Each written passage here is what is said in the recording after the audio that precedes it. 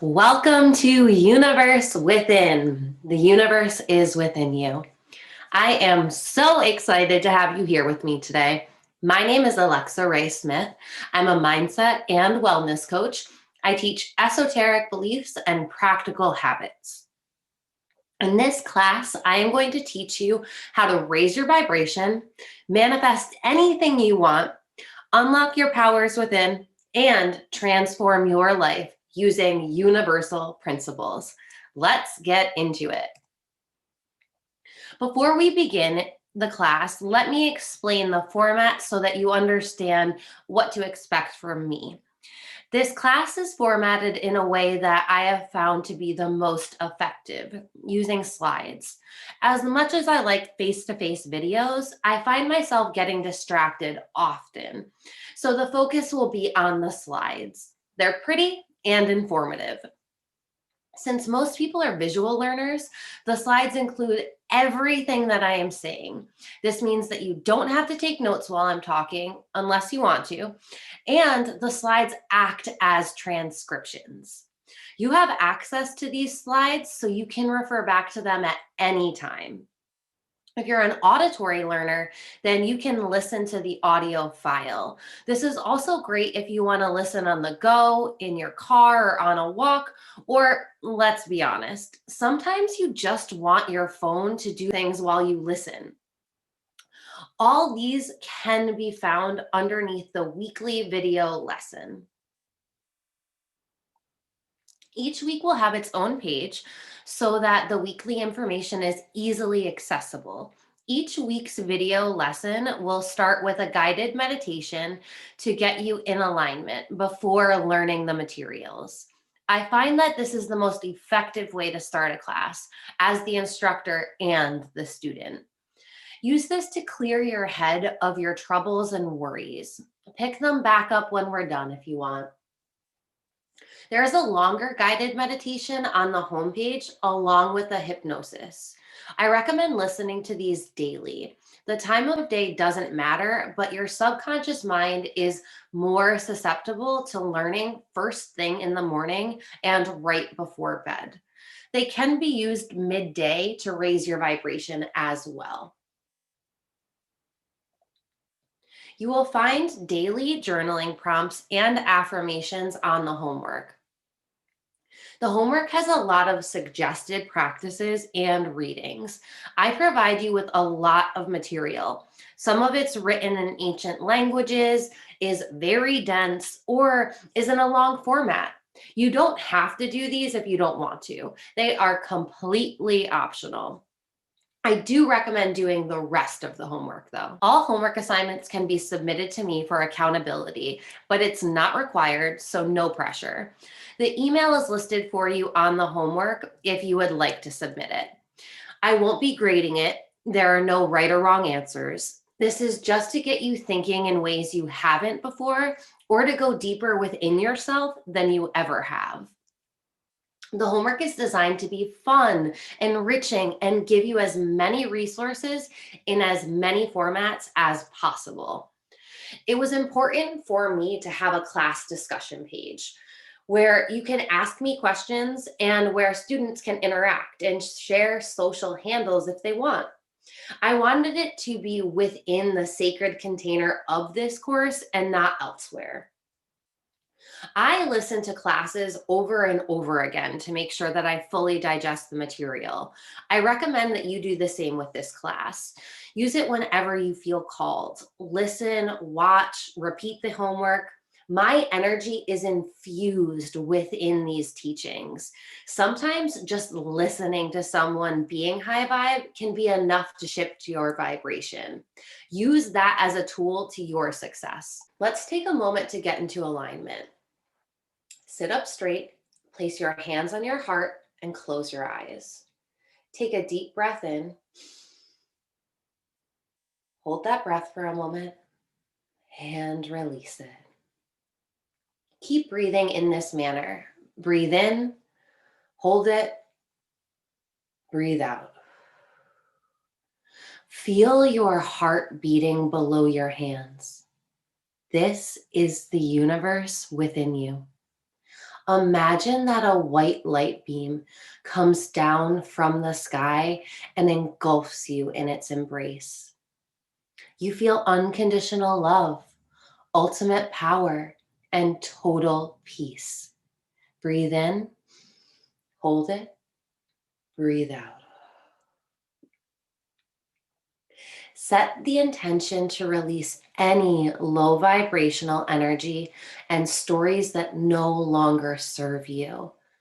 Feel the light wash away these energies and stories now. Declare to the universe that you are ready to step into your full power. Say it with me. I am ready to embody my powerful self. I am ready to embody my powerful self. I am ready to embody my powerful self. You're now calling all of your energy back to you. You feel electric with energy. You are able to tap into this power at any time. This is your natural state. Come back to this state as much as possible, where you feel empowered, loved, supported, and fully understood. You have nothing to prove. You are a spark of love, light, and beauty. Embrace this. Feel how connected you are to the universe. Release your fears, stress, and worries to the universe. Know that everything is happening perfectly and you're exactly where you're meant to be. Breathe in, hold it, and breathe out. Amazing. When you're ready, you can open your eyes. Bless, babe. Week 1. So what are the universal laws? They are immutable principles that govern the arrangement of the universe and the process of manifestation, creation, operation, and comprehension of the universe. Topics, day 1. Today, we are taking a deep dive into the history of how the laws of the universe came into existence. We will be talking about the ancient cultures that practiced these principles, Atlantis, Egypt, and Greece. And we'll also be discussing Hermeticism and introducing the 7 universal principles. How did this all start? You may be curious. I know I was, but I had no idea what I was getting myself into when I started this venture. It is so interesting. The gods, cultures, teachings, and timeline that brought the universal laws into existence and to humanity. Today, that's what we're talking about. It started with the god Thoth. Now, there is no specific pronunciation for his name, so you will hear it spoken differently in your learnings. Ancient cultures followed his teachings as far back as Atlantis and Egypt. Later, he was adapted to the god Hermes by the Greeks, making him a god of many names and much wisdom. It is said that he had 3 lives: Thoth, god; Hermes, god; and Hermes Trismegistus, man, which translates to thrice great Hermes or thrice great one. Many names were used to indicate these 3 iterations. These names can be used interchangeably or combined together, as ultimately he is one teacher. The teachings that were written in these texts would inspire these ancient cultures, modern cultures, and many religions. Honestly, it's kind of insane how far of a reach his teachings span through human existence. In these books, Thoth originally introduced the Hermetic principles that would become the universal laws. The books consist of astrology, alchemy, numerology, geometry, and magic. These are considered the technical Hermetica. There is also a philosophy section, which is deemed the philosophical Hermetica. There are said to be 42 books in total. Many of them have been lost, though it is believed that they will show up when humanity needs the teachings. The most popular books out of the 42 are the Corpus Hermetica, the Emerald Tablets, and the Kabbalion. The Kabbalion is a modern text written in 1912 that helps to introduce the teachings in a modern tongue and application. This is by far the most digestible of the books. I have linked all of these for you within this week's homework. Yes, I thought it over quite thoroughly. It's 42. If you know, you know. This is from Hitchhiker's Guide to the Galaxy, a fantastic movie where people ask a computer named Deep Thought what the answer to life is. And after years of deliberation, her answer is 42.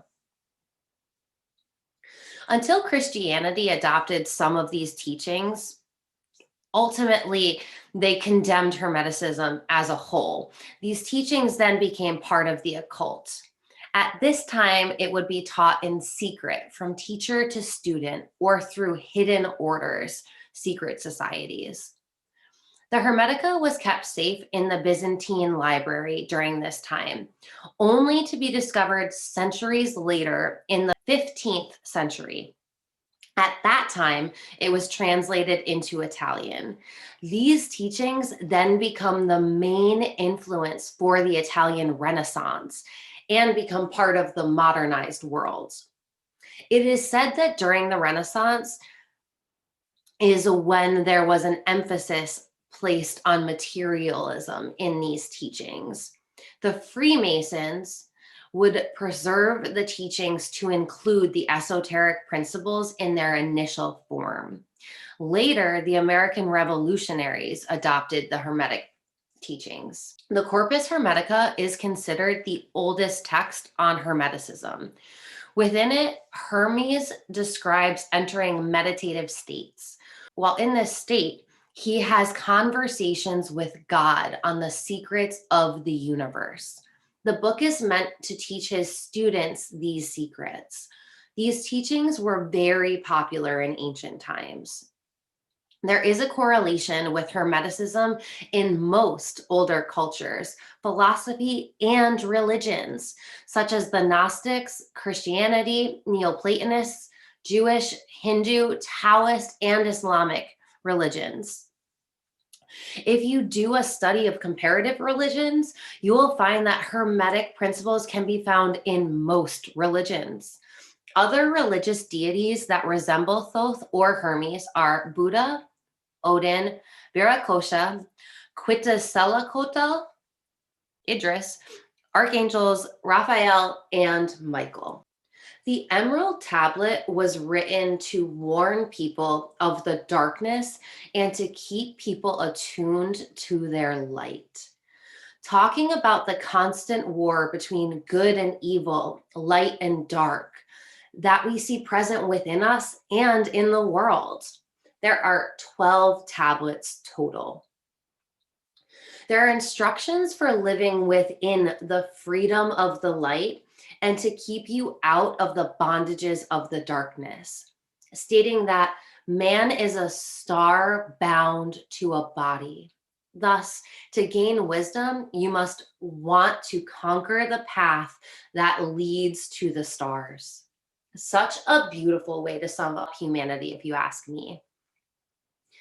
There is a warning that the greater your search and capacity for light, the greater the darkness will seek you to find you to extinguish your light. You must be cautious on your journey of ascension for this reason, meaning only work with light energy beings, entertain thoughts with a high vibration, and speak high vibe words. According to this text, there are 3 parts of the universe: alchemy, sun; astrology, moon; theurgy, stars. Now, I know what you might be saying right now. Alexa, I know what theurgy means to me, but what exactly do you mean by theurgy? Don't worry, I am going to break it down for you on the next slide. Before I do, here are some fun facts. The phrase as above, so below originated in the Emerald Tablets. Dennis W. Hawk translated the original phrase, that which is below corresponds to that which is above, and that which is above corresponds to that which is below, to accomplish the miracle of the one thing.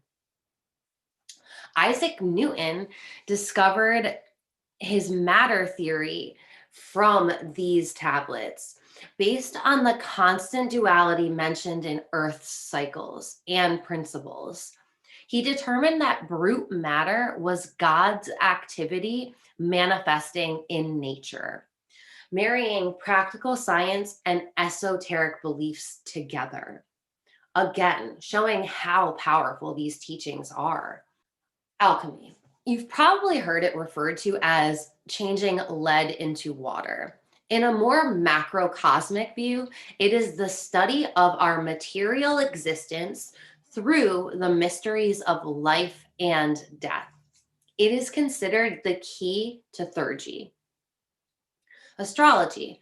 While in modern times we attribute astrology to the laws of physics, Hermeticism believes that these are symbols of the universal mind or God. Theurgy. There are two types of magic that exist: divine white magic and evil black magic. Theurgy is the divine magic. It means the science or art of divine works. The idea was through understanding and applying these, one can become connected to their higher self and ultimately achieve divine consciousness. Hermeticism believes that everything has a vibration, energy, and frequency. Physical matter having the lowest vibration. The Kybalion describes the universe is mental and ultimately exists in the mind of the all. There are many gods, angels, ascended masters, good and evil spirits, and the like, each of these having a higher vibration than us on Earth. These good entities exist to help us shift our vibration higher, providing guidance and wisdom when needed. This is a ultimately monotheistic view, as it states that we are all one. Therefore, there is only one God. Everything is a manifestation of the one. Spirituality and physical matter exist simultaneously, separated only by the frequency that they vibrate at. Applying this principle is what allows you to transform your life, because you merely have to vibrate higher to change your experience. Light is order while darkness is chaos. Thoth calls the brothers of darkness the evil beings that lurk in the dark parts of our minds and hearts. They are allowed to visit these places because humans allow the darkness within them instead of seeking the light.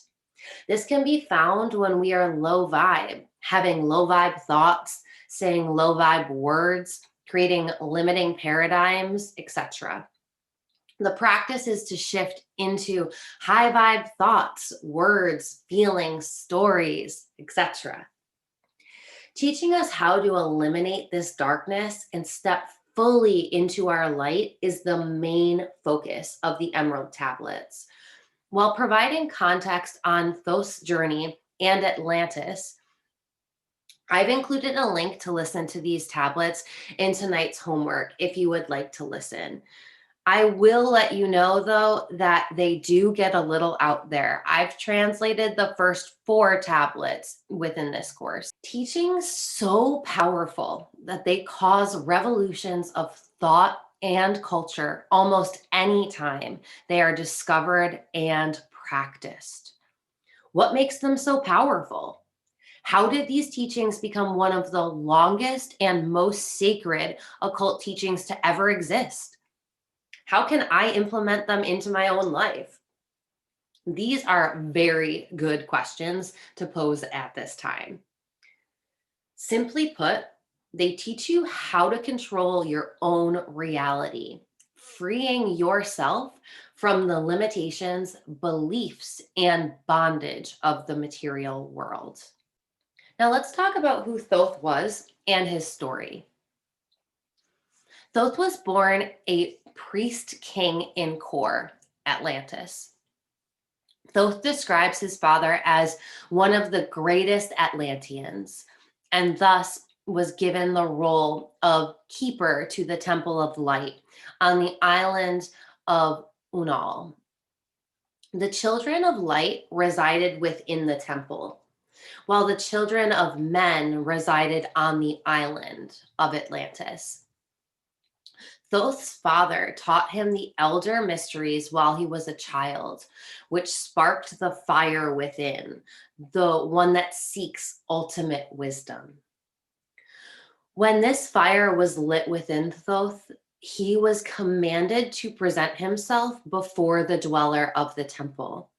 According to Thoth, he was one of the few children of men to see the dweller and survive. He was chosen by the child of men to stay within the temple to learn the wisdom within. Within the temple, time does not exist. He becomes the record keeper, scribing his journey and storing records of the people. Thoth drank from the cup of wisdom, giving him ultimate wisdom. When he did this, he looked into the hearts of men. Doing this silenced his soul and gave him a mission to teach humans. Atlanteans were on the same high wave of consciousness as Thoth until they allowed lower vibrational star to inhabit their thoughts. This turned the fire of light within to darkness, and it tipped the balance scales of Earth. Earth, in response, flooded all of Atlantis except for the Temple of Light. A few survivors remained. They are referred to as the Sons of Atlantis or Children of Light. Thoth was instructed by the master to take them with him in the master's ship until they reached Egypt, previously called Kemet. Traveling through space and time, arriving in Egypt, Thoth hides this ship with the Sphinx. He exposes his magic to the Egyptians, who then follow his teachings. Thoth stays in Egypt to teach his wisdom to the people. Once his teachings start to raise the soul force of the Egyptians, he creates a passage to Amenti to regain his full powers and keep the records, saying that he will return again at a later time. The halls of Amenti were said to be built by the children of light, who witnessed the children of men in bondage. 32 children of light came to reside within the halls of Amenti to help the children of men free themselves. They placed a flower in Amenti that would grow with the fire of love and light. The thrones were then built around this flower, creating the halls of Amenti.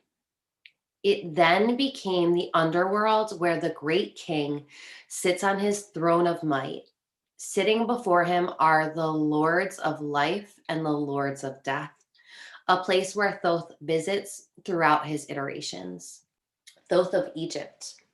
Thoth was considered to be the record keeper who kept records of gods, goddesses, and humans' actions, looking to maintain divine order. These accounts were reported to Ra, the sun god. He kept these records in another dimension. Thoth acted as a judge to the gods and goddesses. He was the god of magic, writing, and cosmic order. He created words and gave humans the gift of words, known as the Lord of Divine Words. depicted with the head of an ibis, sacred bird of Egypt, was also considered the lord of the dead, bringing people's hearts to get weighed against the feather of truth taken from Maya, goddess of truth. If your heart passed, you continued to your next existence. Failing the judgment meant that you would cease to exist. In this role, he takes on the form of a baboon, the name Ion. He was considered a psychopomps, guide of the souls. These are pictures of Thoth, and that is the ibis head that you can see on his body. In Greece, Hermes was one of the 12 gods of Olympus. He was considered a mischievous messenger, delivering messages to the gods and goddesses. He was the only god that could travel to Earth, Mount Olympus, and the underworld.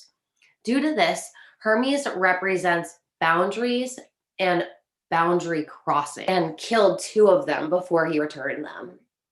Born son of Zeus, king of Olympus, and Maya, one of the 7 Pleiadians, part of the Pleiades, 7 sisters constellation in the sky. You will also hear many channels say that they are speaking with the Pleiadians. This constellation can be seen in the northern hemisphere in winter. Maya was the daughter to Titus Atlantis, who was punished by Zeus to bear the weight of the heavens. Hermes was born in Arcadia. It is said that he was conceived and born on the same day. And on that day, he also stole Apollo's cattle. Hermes was the god of language, travel, wealth, and luck, credited with creating language. Often pictured wearing winged boots, representing him being able to fly from the world of man to the world of the gods. He is credited with saving many gods and goddesses, such as when they conquered Medusa, the snake-headed being. He led the souls to the underground river, the Styx, where they would be met by Charon, the boatman, who took the souls to Hades, god of the underworld. He was considered a psychopomps, guide of the souls. You will notice similarities between Hermes and Thoth, as the Greeks attributed many of Egypt's traits to Hermes. He would become God Mercury by the Romans. Hermes can also be depicted as a wise sage from the vast knowledge that has spanned through the centuries. This is Hermes in both of his forms, often shown. In Hermeticism, there are 7 principles. They're also referred to as the laws of the universe or universal laws. This week, I am just going to introduce them to you. Next week, we will focus on these. 1 is the principle of mentalism. 2 is the principle of correspondence. 3 is the principle of vibration. 4 is the principle of polarity. 5 is the principle of rhythm. 6 is the principle of cause and effect. And 7 is the principle of gender. I know I just took you through a lot of history and information. That's why I'm saving the universal principles for next week. There is a YouTube video in this week's homework that will sum up these principles perfectly before we dive in deeper next week. We'll chat soon. That's it for week 1. Week 2, we are getting into the universal laws. Get excited. Let me know if you have any questions and what you thought was the most interesting. I'd love to know. Until then, have a blast with the homework, interact in the discussion, and I'm here for you if you need me. Sending you so much love and support. You're doing an incredible job. Bless, babe.